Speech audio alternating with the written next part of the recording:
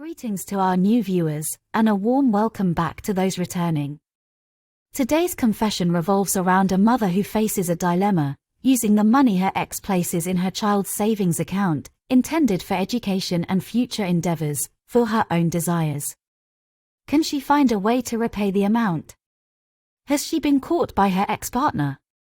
And most importantly, can she break free from this addictive behavior? Stay tuned, and all these questions will be answered in just a few minutes. To protect the anonymity of the individuals involved, names and places have been altered.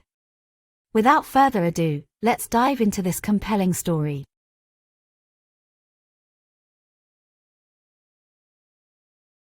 Every month, my ex Mike generously deposits $200 into our son Ben's account.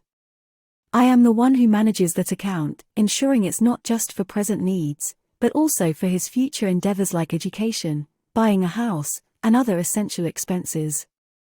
Ben is only 3 years old, so it will be some time before he can use that money. Recently, however, I found myself in a tough spot and took some money out of his account for myself. I had my eye on a beautiful pair of Louboutins that I had been longing for, and they were suddenly on sale. I couldn't resist the temptation and gave in to the desire to own those gorgeous boots. In hindsight, I realize it wasn't the right thing to do, as that money belongs to Ben and is meant for his future. But a part of me thought that it will be replenished soon, considering I'll probably get a job again soon, and I can put back what I took out. Currently, I am going through a bit of a struggle as I lost my job when the company I was working for went bankrupt. Despite that setback, I am managing to get by, and I am grateful for the support from government benefits and my parents, who are always there to lend a helping hand if needed. I have always had a weakness for beautiful clothes, shoes, and bags, especially designer items. I often browse through fashion websites, though I refrain from making purchases I cannot afford. However, those irresistible Louboutin boots caught my eye and captured my heart. The price tag was extravagant, and I knew it was an extravagant luxury I couldn't afford. Nevertheless, they haunted my thoughts, and I couldn't get them out of my mind. The allure of owning such a statement piece felt irresistible, as if those boots could change my entire world. As time passed, the idea of owning the boots grew more and more significant in my mind. Although the cost still seemed exorbitant, I started justifying it as a worthy investment. I convinced myself that having those boots would enhance my life significantly. The temptation was intense, and I couldn't escape the ads that constantly popped up on my screen, reminding me of the boots I desired. The moment I saw a significant discount on those boots, I couldn't resist any longer. I impulsively ordered them, even though I didn't have hundreds of euros in my own account. My solution, albeit not entirely ethical, was to transfer the money from Ben's account to mine.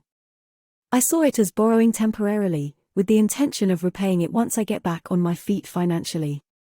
It seemed like the safest way to indulge in my desire without raising suspicions. Now, I have those beautiful Louboutins, and whenever I look at them, I feel incredibly happy. Let me clarify that Ben doesn't lack anything. He has all he needs: clothes, nutritious meals, and my love and care. I believe it's acceptable to give myself a little reward as a token of appreciation for my efforts as a single mother. I know it's not an excuse, but it feels like a small indulgence for all the responsibilities I handle daily. I am fully aware that neither Mike nor my parents should know about this impulsive purchase, as I fear they would disapprove. I plan to wear the boots only on special occasions to keep them discreet. Besides, my parents or Mike wouldn't likely recognize they are new. My friends, on the other hand, might, but that's fine with me. I intend to rectify my actions and top up Ben's account as soon as I secure a job. That way, my guilt will be lifted, and I can make sure his future is secured as it should be. It is crucial to keep in mind that the money in your son Ben's account is intended for his future and essential needs. As tempting as it may be, withdrawing money for personal desires is not the right course of action. Instead, focus on securing a stable job and managing your finances responsibly. There are numerous ways to treat yourself without jeopardizing your child's future. Prioritize Ben's well-being and put things right by replenishing his account. As a single mother, it is your responsibility to provide a secure and stable future for your child, and that should always be your top priority. Remember, not everything that glitters is gold. Let this experience be a lesson and guide you towards making wiser choices in the future. Thank you for watching this confession. Please remember to like and subscribe to our channel. Stay tuned for the next confession, and always remember that the Lord loves you, regardless of your sins. Be blessed, everyone.